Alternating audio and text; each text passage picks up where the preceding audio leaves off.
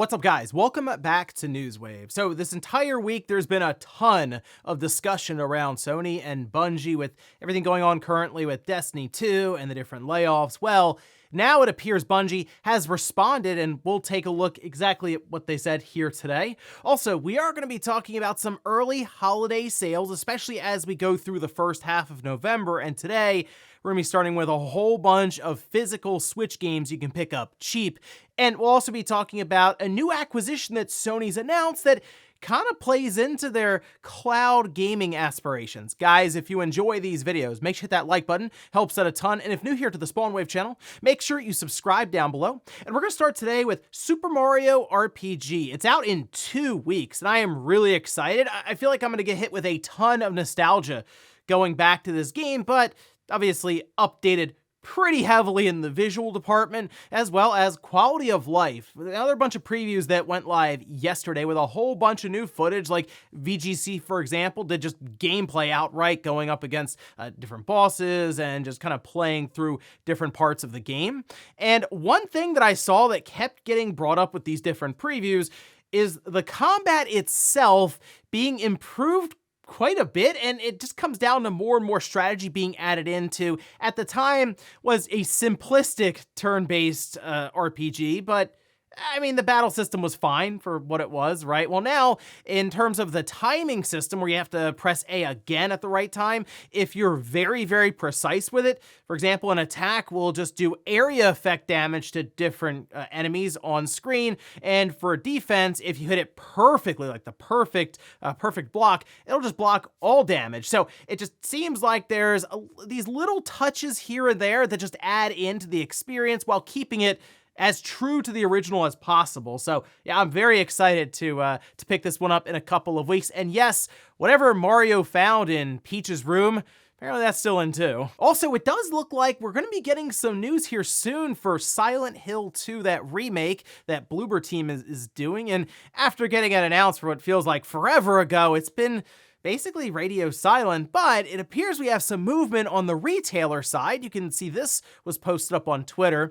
This is from Resident Evil Central, who said in the past 24 hours, Video Game Plus and now GameStop have opened pre-orders for Silent Hill 2 remake. And I know, especially around this time, since we just started November, we're a month away from the event, I tend to kind of look towards the Video Game Awards as a time to announce, in this case, a release date, but just games in general, right? That's obviously where a ton of eyes will be, but in this case, people who want to check out Silent Hill 2, they already know about it. They're just waiting to hear when they can buy it. And I mean, originally we were thinking it was going to be out this year, and it seems like it's a little late for that one now. So I assume at any point in time, they can show up with a trailer just with the release date, and that'll be enough. It'll circulate from there just with word of mouth and sharing online. I mean, these retail posts got sent everywhere. So yeah, if they just drop a new trailer and the release date, it'll be just fine. And maybe that's kind of the route they go, but I'm just ready to see when this game is coming out, because I'm very curious to see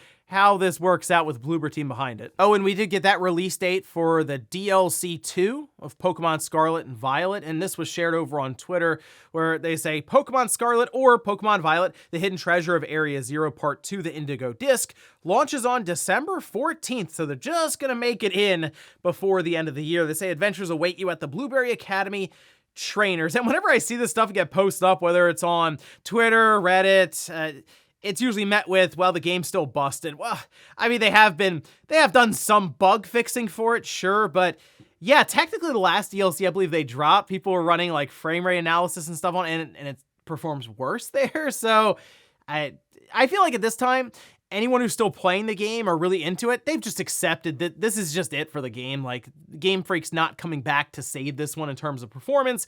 The patch is legitimately going to be the next Nintendo system that hopefully has backwards compatibility and can just brute force this game outright to whatever the frame rate limit is for it. So yeah, it's kind of it. But hey, look out, I guess, for the next DLC for Pokemon Scarlet and Violet in about a month and a half. And guys, with some of the quick news out of the way, let's get into the bigger stuff. Let's start right away with Bungie, the Sony, the Destiny 2 situation that's going on right now, because things, I mean, it looks dire right now for Bungie, which is, I mean, yeah, sure, Destiny 2, I know their most recent expansion didn't exactly light the world on fire or anything. Like, people weren't going crazy over that, and some of the player numbers were already kind of dropping off, but not like how it is now, and certainly not with the lowered morale across the board, whether it's with the fan base or apparently with the studio itself. Now, they did release this response here that we'll take a look at starting from the top. It is titled Our Path Forward.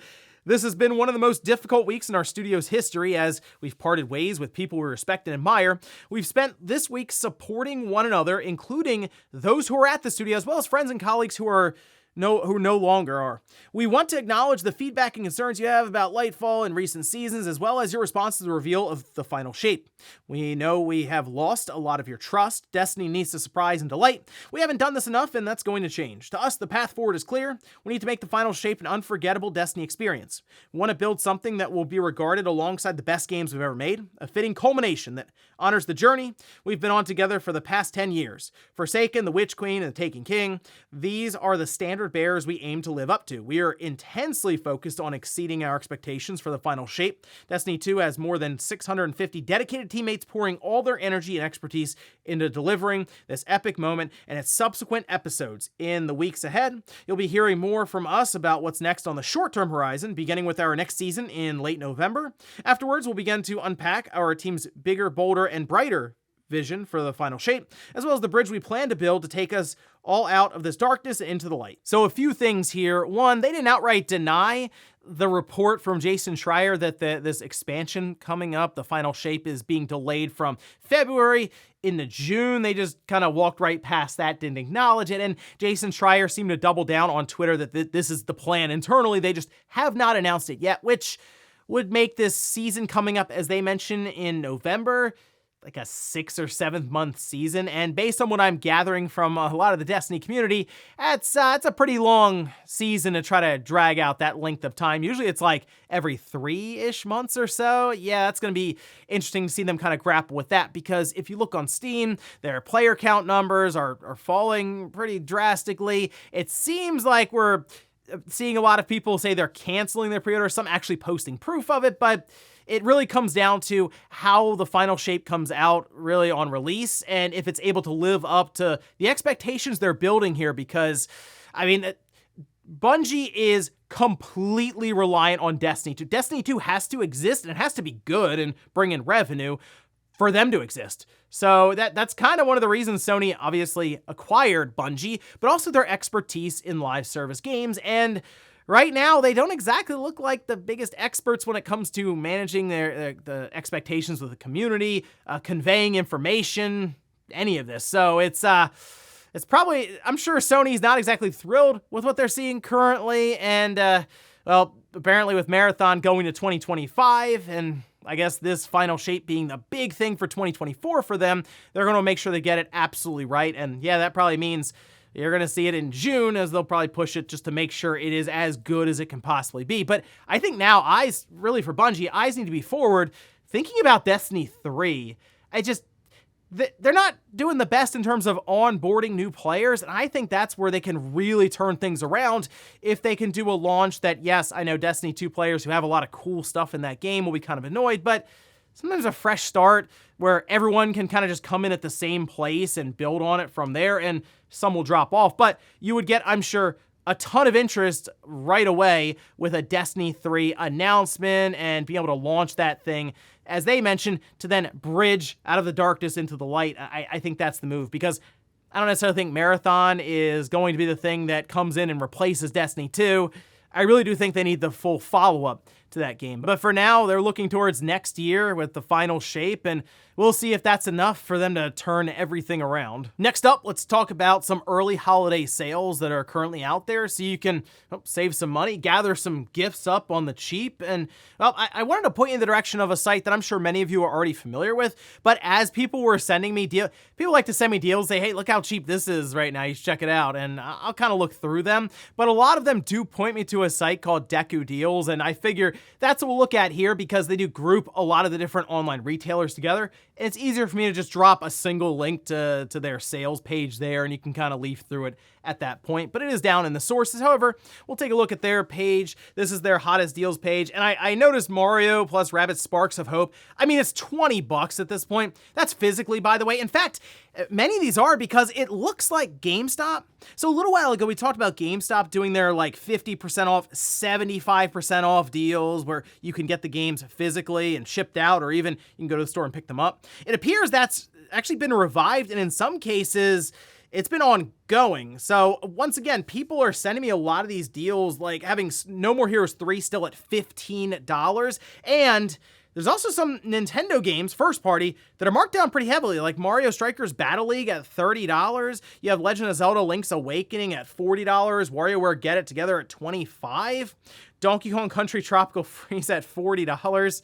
It is still impressive. That game is pretty well up there in price. Metroid Dread, though, at $40. Super Monkey Ball Banana Mania at $14.88. Yoshi's Crafted World at $40. Bayonetta 3 at $30. Kirby and the Forgotten Land at $48.65. Cruisin' Blast at $19.93. Pokemon Legends Arceus, $47.50. You have Lego City Undercover, which I think is a very underrated Lego style game. Definitely a really cool one to pick up and also do co-op with. That's only $5.99. Super Smash Bros. Ultimate at $50. Pikmin 1 and 2 bundle. That's like the physical edition they did where they just packed them both together. $39.41. New Pokemon Snap at $40. Animal Crossing New Horizons at $49. Legend of Zelda Skyward Sword HD, that one's $40. We got Mario Golf Super Rush at $44. Marvel Ultimate Alliance 3 at $40. Mario Party Superstars at $49. Splatoon 3 at $47. Shin Megami Tensei 3 Nocturne HD Remaster at $32. And hey, Mortal Kombat 11 Ultimate at $9. And there are pages and pages of some of these deals, again, coming in physically fairly cheap. So definitely worth checking out there if you want to just grab some gifts, maybe for the holidays, or who knows, maybe you kind of figure you're getting a Switch and you're like, I'll load up on a bunch of games now. Definitely look through those deals, and of course, leave some suggestions down in the comments or anything you see. Next up, let's talk about the Famitsu sales charts in Japan. There is one interesting thing that's happened here, a bit of a sales outlier when it comes to Sony and Microsoft in the region, and we'll kind of explain what's going on there. But let's take a look, starting with the top 10 games. And right at the top, it's still Super Mario Bros. Wonder. Not really a big surprise, dropping off though 74%, but at 163,000 copies, just over 800,000 copies so far. It's going to be crashing into a million very, very quickly.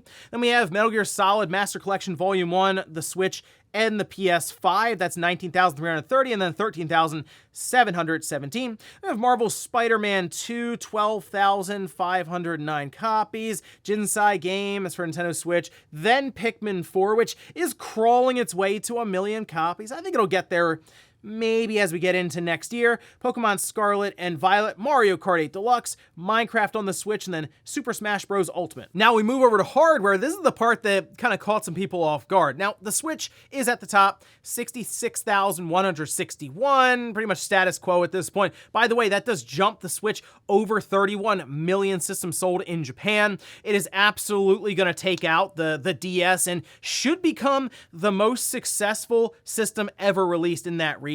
So that's going to be interesting to see that. It should be happening by, I would say, first half of next year. We'll see how the holidays go, though. Then we have the Xbox Series, and that's the part that surprised a lot of people. 3,301 systems, because it did beat out the PS5, 2,933 systems, then the PS4 just over 1,000, and the 3DS continues to live on with 23 systems. Now, the obvious thing here that most people are figuring is that Sony is replacing the current PlayStation 5 in Japan, so they've halted stock of that older system in lieu of having the new slim model ready to go next week, I believe, is when it should be out at retailers. Technically, it's at a lot of retailers now. It's just in the back room, and they'll just kind of wheel it out onto the showroom floor, and you can buy it from there. But that essentially is what's happening. We're in this like in-between period for Sony to replace the system, and in that case, there's just no stock at all, really. Like, that's kind of it, and that's why you're seeing the Xbox actually jump over the PlayStation.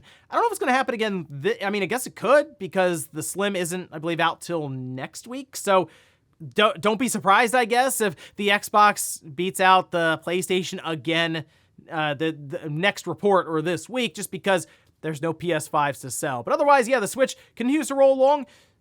Really, by this time next year, we should be talking about how it is the best-selling system ever in Japan, and that's pretty impressive. And in our last bit of news, let's talk about an interesting acquisition that Sony announced yesterday, as it appears to play in quite heavily to their game streaming aspirations. But we can see this posted up. This is over on the Sony Interactive website, where they say Sony Interactive Entertainment to acquire iSize. It's a UK-based company specializing in deep learning for video delivery, and this is the first time I've heard of them, and I'm sure the same for many of you, but they say it's a UK-based company specializing in deep learning for video delivery. They build AI-powered solutions to deliver bitrate savings and quality improvements for the media and entertainment industry. The acquisition provides SIE with significant expertise in applying machine learning to video processing, which will benefit a range of our R&D efforts as well as our video and streaming services. So, here's the interesting thing about Sony right now. They launched their game streaming platform for the PlayStation Plus Premium service, and you have to use a PS5 specifically for it, but I tried it out. And it's way better than I was expecting. It really is. I mean, it's close to like Stadia quality or GeForce Now quality. And in some ways, it might be right there with them, like outright. And I played like Miles Morales, played Horizon Forbidden West, and it launched quickly. The image quality was pretty good at 4K. It was it do 60 frames, and you could go into the menu system and play around with the resolution. Maybe if you want to do 1440p on a monitor, that option is there. So this just kind of works, I guess, into that, them looking to fine tune and just increase the quality going forward, especially in this case, being UK based, maybe in that part of the world, that region, or just across their company in general with this technology. So interesting stuff there. Something to keep an eye on, because it does seem like Sony is getting more and more involved with game streaming, and I do think eventually that PlayStation Portal will be essentially updated and unlocked to just use cloud streaming and not need a PS5. We'll probably get there completely with like phones, tablets, PC. Basically, yes, the PS5 will still be the way to play these games natively day one, but there will be options to play them with more convenience in mind using the cloud, and that is going to be an interesting future to watch unfold. And before we go to the comment of the day, we're taking a look at the poll that I posted up yesterday, where I ask, are you picking up Super Mario RPG on the Switch? Okay, 35%, they're getting it ASAP.